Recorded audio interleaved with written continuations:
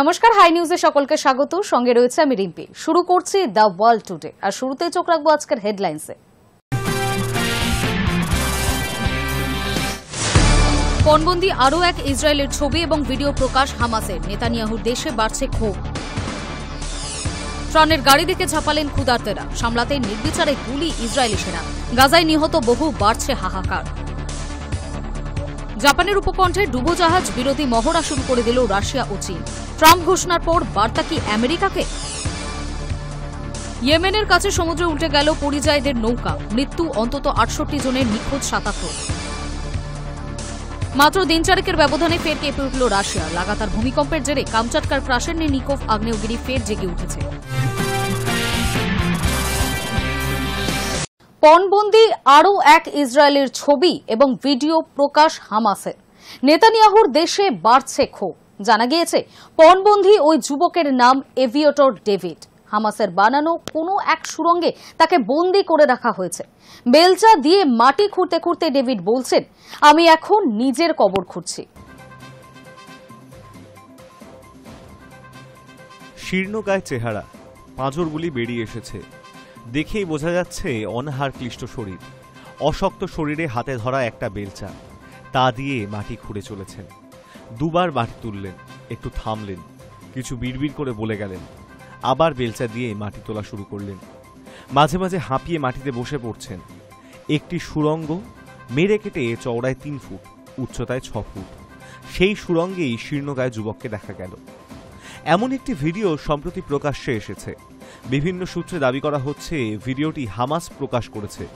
সুড়ঙ্গে যে যুবককে দেখা যাচ্ছে তিনি আর কেউ নন, প্যালেস্তাইনের সশস্ত্র গোষ্ঠী হামাসের হাতে বন্দী এক ইসরায়েলি যুবক।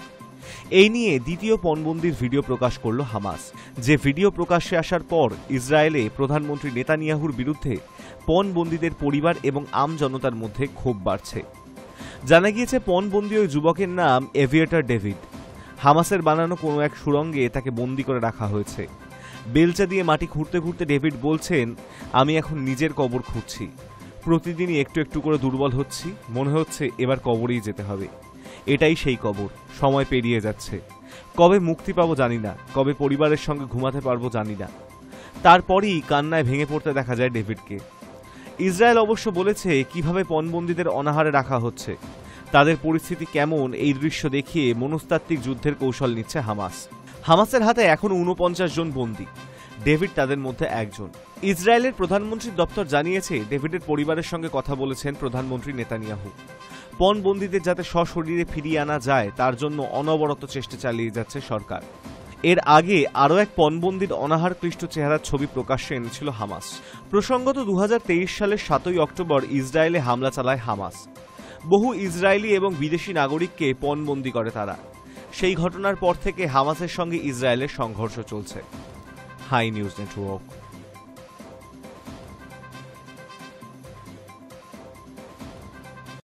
হাতে নেই নগদ, খিদে মেটাতে গাজায় চলছে বিনিময় প্রথা। বাড়ছে অনাহারে মৃতের সংখ্যাও। গাজা জুড়ে খাদ্যাভাবে হাহাকারের ছবি প্রতিদিনই বদলাচ্ছে। সেই সঙ্গে ইসরায়েলি সেনার হামলা, লেগেই আছে গোলা বর্ষণও। ইসরায়েলি সেনার হামলা থেকে প্রাণ বাঁচালেও অনাহারে আর খিদে জ্বালা গ্রাস করছে দিনে দিনে। নগদ হাতে নেই, ব্যাংক অ্যাকাউন্টে যা রয়েছে তাও যৎসামান্যই। তবে সেই টাকাও সরাসরি তুলতে পারছেন না গাজাবাসী। মিডলম্যানের সাহায্যে ব্যাংক থেকে টাকা তুললে গুনতে হচ্ছে প্রচুর পরিমাণে কমিশনও। নগদের অভাবে বাজার থেকে কিছু কেনার উপায় নেই। খিদে মেটাতে বা প্রয়োজনীয় জিনিসের চাহিদা মেটাতে গাজার বসবাসকারী প্যালেস্টাইনিরা শুরু করেছেন বিনিময় প্রথা। রুটির বিনিময়ে ডাল সবজি দিলে মিলছে চিনি। গাজা শহরে বহুদিন ধরেই সেলুন চালাচ্ছেন হিলাল হাবিব। সংবাদ মাধ্যম আল জাজিরাকে তিনি বলেন, আমার সেলুনে কেউ একজন বলছেন যদি তার চুল কেটে দিই তো 2খানা রুটি দিতে পারেন। মানুষের হাতে নগদ নেই বললেই চলে। শুধু তাই নয়, সরকারি খাতে যারা বেতন পান তাদের ব্যাংক অ্যাকাউন্টও শূন্য। গাজা জুড়ে খাদ্যাভাবে হাহাকারের ছবি প্রতিদিনই বদলাচ্ছে। সেই সঙ্গে ইসরায়েলি সেনার হামলাও, লেগেই আছে গোলা বর্ষণ। ইসরায়েলি সেনার হামলা থেকে প্রাণ বাঁচালেও অনাহার আর খিদের জ্বালা গ্রাস করছে দিনে দিনে। গাজার হাসপাতালগুলি সূত্রের খবর, গাজা জুড়ে ইসরায়েলি হামলায় শনিবারই মৃত্যু হয়েছে 22 জনের। তাদের মধ্যে থাকা 16 জন প্রাণ হারিয়েছেন ত্রাণ আনতে গিয়ে। ইসরায়েলের সঙ্গে প্যালেস্টাইনপন্থী সশস্ত্র সংগঠন হামাসের সংঘাতের কারণে ভেঙে পড়েছে গাজার অর্থনীতি। প্যালেস্টাইনিদের ব্যাংক অ্যাকাউন্টের টাকা প্রায় শেষ হয়ে আসছে। জমানো টাকায় চলছে একাংশের সংসার। তবে ব্যাংক অ্যাকাউন্ট থেকে সরাসরি টাকা তুলতে পারছে না প্যালেস্টাইনিরা। তেমনি এক ভুক্তভোগী সাবের আহমেদ জানান, কেউ যদি 1000 শেকেল তোলেন তাহলে হাতে পাওয়া যাচ্ছে মাত্র 600 শেকেল। কিন্তু সেই টাকা নিয়ে বাজারে গেলে তা যথেষ্ট নয়। সাবেরের কথায়, বাজারে গেলে 2 কেজি ডাল, 1 কেজি আটা কিনতে গিয়ে শেষ হয়ে যাচ্ছে 600 শেকেল। সেটাই বড় সমস্যা। নিত্য প্রয়োজনীয় জিনিস জোগাড় করতে হিমশিম খেতে হচ্ছে গাজাবাসীকে। গাজার স্বাস্থ্য মন্ত্রক জানিয়েছে, গত 24 ঘন্টায় অনাহার এবং অপুষ্টির কারণে মৃত্যু হয়েছে 6 জনের। ইসরায়েলের সংঘাত শুরুর পর থেকেই এই নিয়ে অনাহারে মৃতের সংখ্যা বেড়ে দাঁড়ালো 175, যার মধ্যে 93 জন শিশু। দিনের পর দিন হাহাকার বাড়ছে গাজায়। খাদ্য সংকট যেন প্রতিদিনই তীব্রতর হচ্ছে। আর এই সংকটে সবচেয়ে বেশি আক্রান্ত শিশুরা। দিনে দিনে দুর্বল হয়ে পড়ছেন গাজাবাসীর একটা বড় অংশ। হাসপাতালে ভিড় বাড়ছে রোগীদের। তাদের চিকিৎসা করতে গিয়ে অসুস্থ হয়ে পড়ছেন চিকিৎসক, নার্সেরাও। সংবাদ মাধ্যম সূত্রের খবর, এখন গাজায় খাদ্য সংকট চরম সীমায় পৌঁছেছে। 20 লক্ষেরও বেশি গাজাবাসী খাদ্য এবং জীবন ধারণের জন্য ন্যূনতম প্রয়োজনীয় জিনিসের অভাবে হাহাকার করছেন। বাঁচার উপায় ত্রাণ শিবির, কিন্তু সেটাও যেন প্যালেস্টাইনিদের কাছে মৃত্যু ফাঁদ। খাবার এবং প্রয়োজনীয় ত্রাণের জন্য গাজাবাসীর ভরসা ত্রাণ শিবির। গাজায় পরিচালিত ইসরায়েল সমর্থিত ত্রাণ বিতরণকারী সংগঠন গাজা হিউম্যানিটেরিয়ান ফাউন্ডেশন নিয়েও প্রশ্নের অন্ত নেই। তাদের ত্রাণ শিবিরে খাবার আনতে গিয়ে প্রাণ হারাচ্ছেন এমন মানুষের সংখ্যা নেহাতই কম নয়। কিন্তু তারপরেও ত্রাণ শিবিরের বাইরে ভিড় কমার লক্ষণ নেই।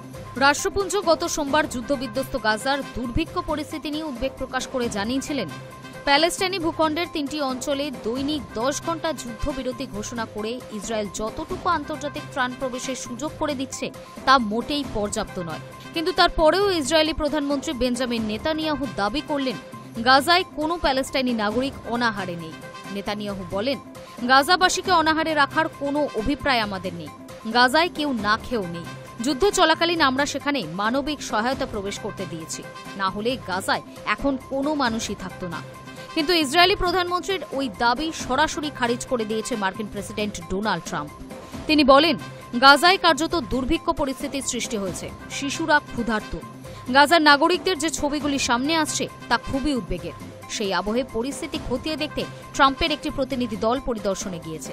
এই দলে রয়েছে পশ্চিম এশিয়ায় আমেরিকার বিশেষ দূত স্টিভ উইটকফ এবং ইসরায়েলে আমেরিকার রাষ্ট্রদূত Mike Huckabee. Hi news network. ত্রাণের গাড়ি থেকে ঝাঁপালেন ক্ষুধার্তেরা, সামলাতে নির্বিচারে গুলি ইসরায়েলি সেনা। গাজায় নিহত বহু, বাড়ছে হাহাকারও। গত মার্চ মাস থেকে গাজায় ত্রাণ আটকে রেখেছে ইসরায়েল। রাষ্ট্রপুঞ্জে এবং আন্তর্জাতিক বিভিন্ন সংগঠনে পাঠানো খাবার, ওষুধ এবং অন্যান্য ত্রাণ সামগ্রীবাহী গাড়ি সীমান্তে আটকে দেওয়া হচ্ছে।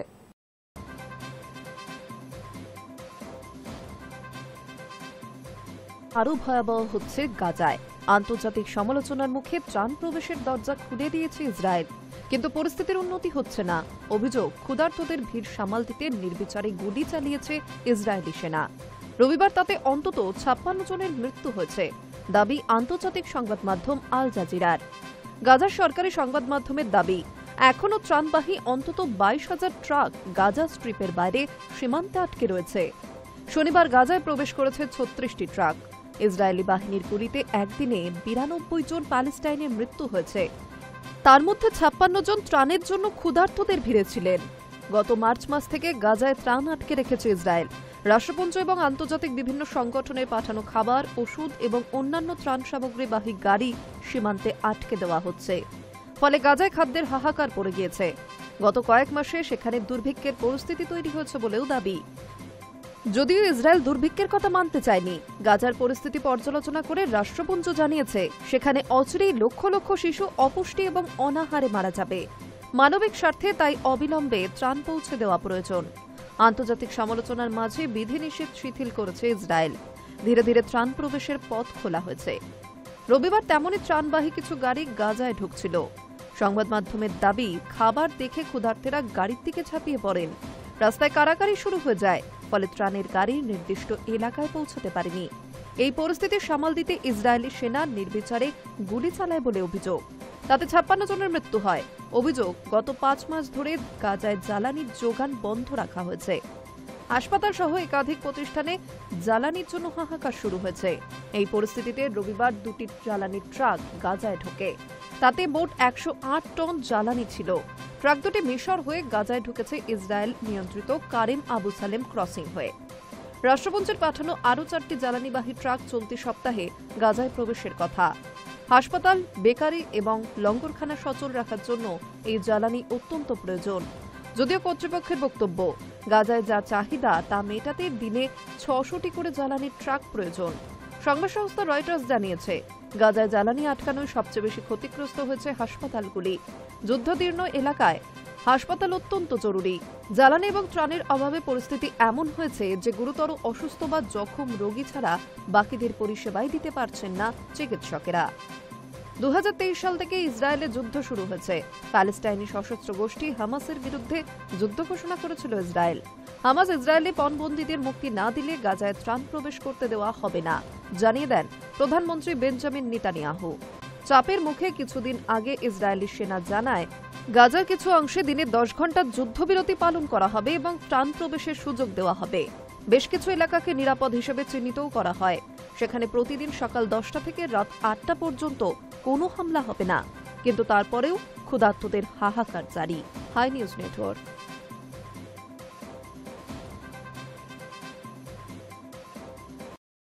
পরমাণু ডুবোজাহাজের শক্তিতে কে এগিয়ে? সমুদ্রের তলায় কি ট্রাম্পের বাহিনীকে রুখতে পারবে পুতিন? 90-এর দশকের গোড়ায় ওয়াশিংটন মস্কো ঠান্ডা যুদ্ধের ইতি হওয়ার পরে এই প্রথমবার আবার সরাসরি স্নায়ুযুদ্ধ শুরু হয়েছে দুই দেশের। ট্রাম্পের পরমাণু ডুবোজাহাজ পাঠানোর হুমকির জেরে মার্কিন প্রেসিডেন্ট ডোনাল্ড ট্রাম্প শুক্রবার রাশিয়ার জলসীমার কাছে পরমাণু অস্ত্রবাহী ডুবোজাহাজ পাঠানোর ঘোষণা করার পরেই বিশ্বের দুই মহাশক্তির সংঘাতের সম্ভাবনা নিয়ে জল্পনা শুরু হয়েছে বিশ্বজুড়ে। সেই সঙ্গে আলোচনায় চলে আসছে সমুদ্র তলদেশের দুই দেশের শক্তির তুলনামূলক বিশ্লেষণ।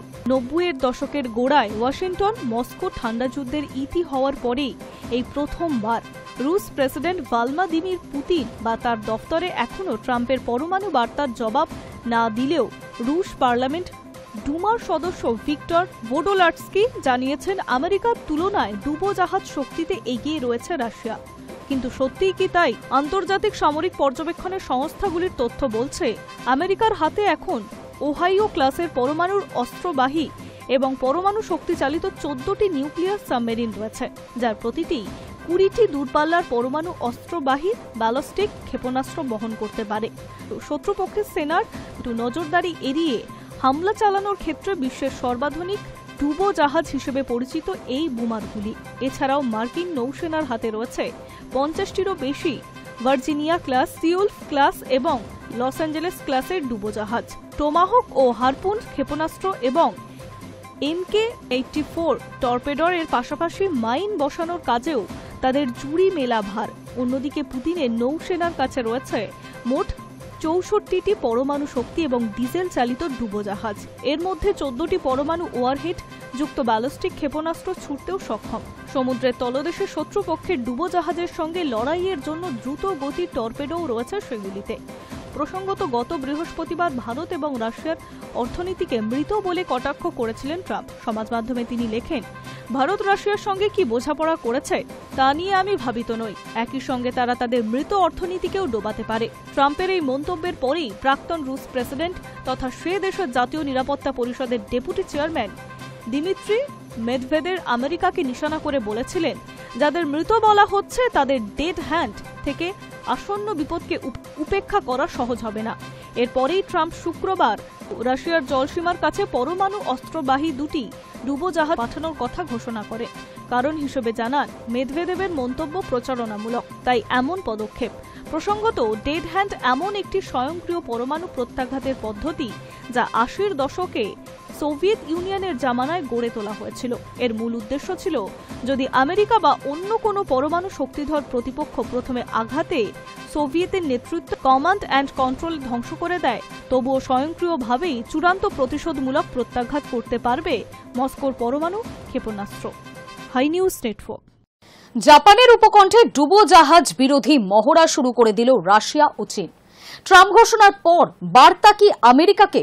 সম্প্রতি আমেরিকার প্রেসিডেন্ট ডোনাল্ড ট্রাম্প ঘোষণা করেছেন যে তিনি নির্দিষ্ট জায়গায় পরমাণু অস্ত্রবাহী ডুবোজাহাজ মোতায়েনের নির্দেশ দিয়েছেন। রাশিয়ার সঙ্গে দ্বন্দ্বের প্রেক্ষিতে এই ঘোষণা, ফলে জল্পনা বেড়েছে, আর তার মাঝে রুশ চীন যৌথ মহড়া। জাপান সাগরে ডুবোজাহাজ বিরোধী মহড়া শুরু করে দিল রাশিয়া, দোসর চীনও। দুই দেশের নৌবাহিনীর তরফে এই যৌথ মহড়া চলবে আগামী মঙ্গলবার পর্যন্ত। সম্প্রতি আমেরিকার প্রেসিডেন্ট ডোনাল্ড ট্রাম্প ঘোষণা করেছেন যে তিনি নির্দিষ্ট জায়গায় পরমাণু অস্ত্রবাহী ডুবোজাহাজ মোতায়েনের নির্দেশ দিয়েছেন। রাশিয়ার সঙ্গে দ্বন্দ্বের প্রেক্ষিতে এই ঘোষণার ফলে মনে করা হচ্ছে রাশিয়ার কাছাকাছি কোনো মার্কিন ডুবোজাহাজ মোতায়েন করা হয়েছে। এই পরিস্থিতিতে জাপান সাগরে রুশ এবং চীনা নৌবাহিনীর মহড়া তাৎপর্যপূর্ণ।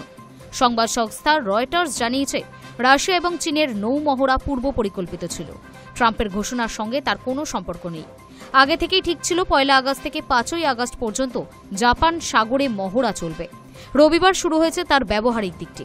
তবে ট্রাম্পের ঘোষণার পরই সেই মহড়ার গুরুত্ব এবং ভূ রাজনৈতিক তাৎপর্য বেড়ে গিয়েছে অনেক গুণ। অনেকের মতে এই মহড়ার মাধ্যমে বার্তা যাবে আমেরিকার কাছেও। রবিবার জাপান সাগরে রাশিয়ান এবং চীনা নৌবাহিনীর জাহাজ চলাচল করেছে। এই যৌথ মহড়ায় ছিল ডুবোজাহাজ ধ্বংসকারী বিশাল এক রাশিয়ান জাহাজ এবং চীনের অন্তত 2টি আক্রমণাত্মক যুদ্ধজাহাজ। এছাড়া দুই দেশের ডিজেল বিদ্যুৎ চালিত ডুবোজাহাজ মহড়ায় যোগ দিয়েছিল।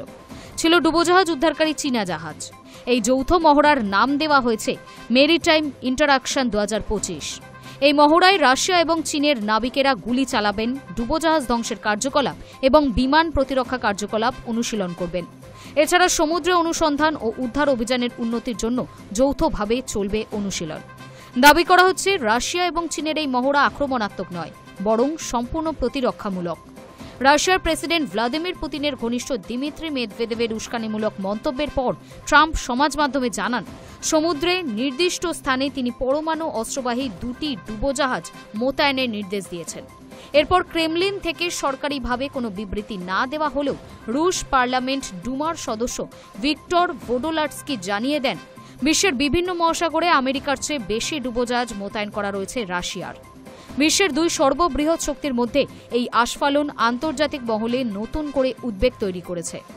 2022 সাল থেকে রাশিয়ার সঙ্গে ইউক্রেনের যুদ্ধ চলছে। আমেরিকা সহ পশ্চিমী বিশ্ব রাশিয়ার ওপর একাধিক বিধিনিষেধ আরোপ করলেও চীন প্রথম থেকেই মস্কোর পাশে, বরং ঘনিষ্ঠতা আরও বেড়েছে। প্রায় দুই দেশের মধ্যে যৌথ সামরিক মহড়ার আয়োজন করা হয়। Hi news network.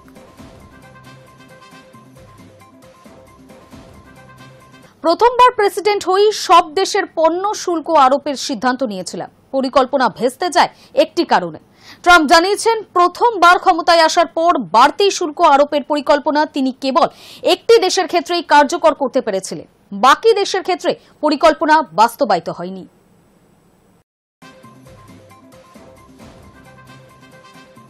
প্রথমবার ক্ষমতায় এসেই ডোনাল্ড ট্রাম্প বিভিন্ন দেশের পণ্যের উপর বাড়তি শুল্ক আরোপের সিদ্ধান্ত নিয়েছিলেন, কিন্তু সেবার পরিকল্পনা বাস্তবায়িত করতে পারেননি।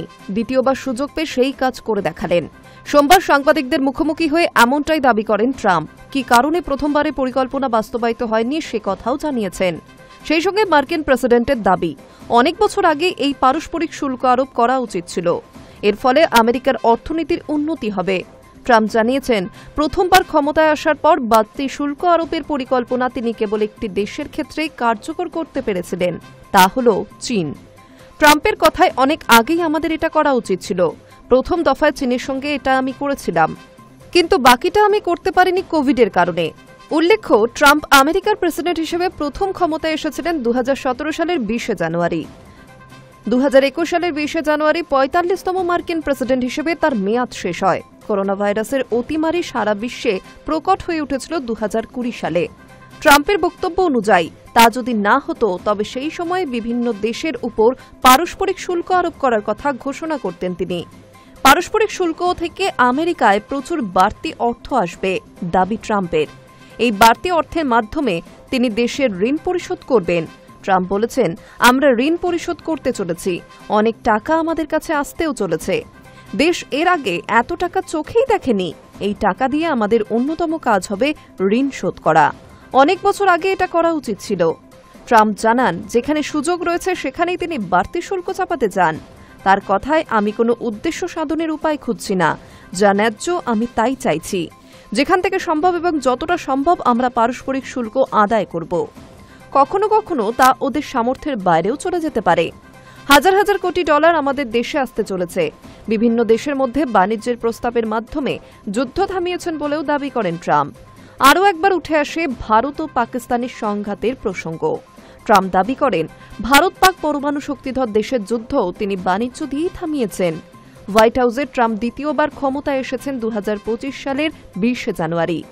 তারপরেই বিভিন্ন দেশের উপর বাড়তি শুল্ক আরোপের কথা ঘোষণা করেন তিনি। জানান, আমেরিকার সঙ্গে যে সমস্ত দেশের বাণিজ্য ঘাটতি রয়েছে তাদের কাছ থেকে 50% পর্যন্ত বাড়তি শুল্ক নেওয়া হবে। অন্যান্য দেশের পণ্য থেকেও নেওয়া হবে 10% শুল্ক। এরপর 2 এপ্রিল শুল্কের পরিমাণ ঘোষণা করে বিভিন্ন দেশের তালিকা প্রকাশ করে ওয়াশিংটন। তা 3 মাসের জন্য স্থগিত করে দেওয়া হয়। শুল্কের সময়সীমা নির্ধারিত হয় অগস্ট পর্যন্ত। এই সময়ের মধ্যে বিভিন্ন দেশ বাণিজ্য নিয়ে আমেরিকার সঙ্গে সমঝোতার সুযোগ পেয়েছে। তারপর নতুন করে শুল্কের পরিমাণ ঘোষণা করেছেন ট্রাম্প। সম্প্রতি ভারতের উপর তিনি আরোপ করেছেন 25% শুল্ক। তবে আলোচনার দরজা এখনও খোলা রেখেছেন। Hi news network. মাত্র দিন চারেকের ব্যবধানে ফের কেঁপে উঠল রাশিয়া। লাগাতার ভূমিকম্পনের জেরে কামচাটকার ক্রাশেনিকভ আগ্নেয়গিরি ফের জেগে উঠেছে। 600 বছর পর ফের এই আগ্নেয়গিরিটি সক্রিয় হয়েছে বলেই জানা যাচ্ছে।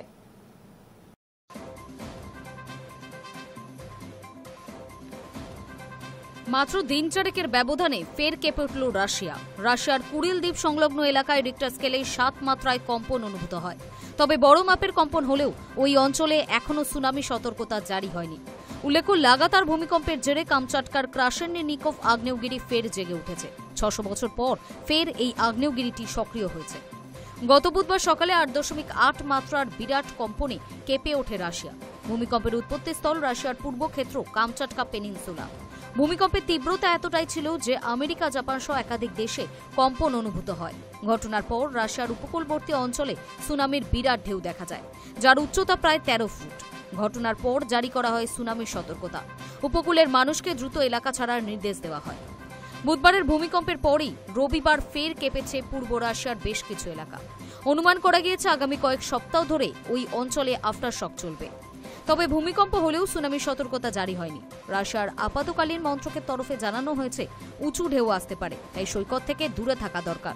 রবিবার ভূমিকম্পের খানিক পরেই রুশ সংবাদ সংস্থার তরফে জানানো হয় 600 বছর পর জেগে উঠেছে সেই দেশের কামচাটকা এলাকার ক্রাশেনিকভ আগ্নেয়গিরি। তবে এখনও পর্যন্ত সেখানে অগ্নুৎপাতের জেরে কোনো ক্ষয়ক্ষতির খবর মেলেনি। তবে প্রায় 5 থেকে 6 কিলোমিটার পর্যন্ত ছাই ছড়িয়ে পড়েছে। সেই ভিডিও ভাইরাল হয়েছে নেট দুনিয়ায়। Hi news network. ইরানের সঙ্গে বোঝাপড়া বৃদ্ধি করতে চায় পাকিস্তান। লক্ষ্যমাত্রা বছরে $800 কোটি বাণিজ্য। দুদিনের সরকারি সফরে পাকিস্তানে গিয়েছে ইরানের প্রেসিডেন্ট মাসুদ পেজেশকিয়ান। তার সঙ্গে গিয়েছেন ইরানের বাণিজ্য মন্ত্রীও। রবিবার ইসলামাবাদে একাধিক বাণিজ্য চুক্তিতে স্বাক্ষর করেন ইরান এবং পাকিস্তানের প্রতিনিধিরা। ইরানের সঙ্গে দ্বিপাক্ষিক বোঝাপড়া আরও বৃদ্ধি করতে চায় পাকিস্তান। আর এই বোঝাপড়ায় অর্থনীতি সেতু বন্ধনের কাজ করুক, এমনটাই চায় দুই দেশ। সেই কারণে দুই দেশের বাণিজ্য মন্ত্রীর মধ্যে বাণিজ্যিক বিষয়ে একাধিক চুক্তি স্বাক্ষরিত হল। পাকিস্তানের বাণিজ্য মন্ত্রকের তরফে জানানো হয়েছে, দুই দেশের মধ্যে বাণিজ্যের পরিমাণ বছরে $800 কোটি নিয়ে যাওয়াই লক্ষ্য। দুদিনের সরকারি সফরে পাকিস্তানে গিয়েছেন ইরানের প্রেসিডেন্ট মাসুদ পেজেশকিয়ান।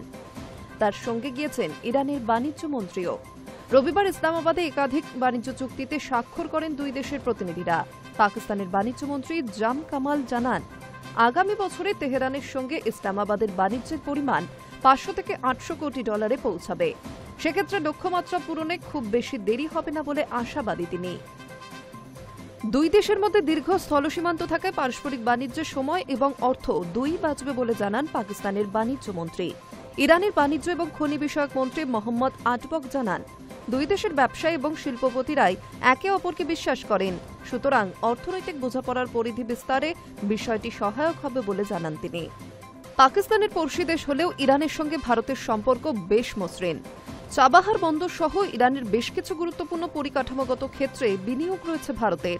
চলতি বছরেই ভারত ইরানের কূটনৈতিক সম্পর্ক 75 বছরে পা দিয়েছে।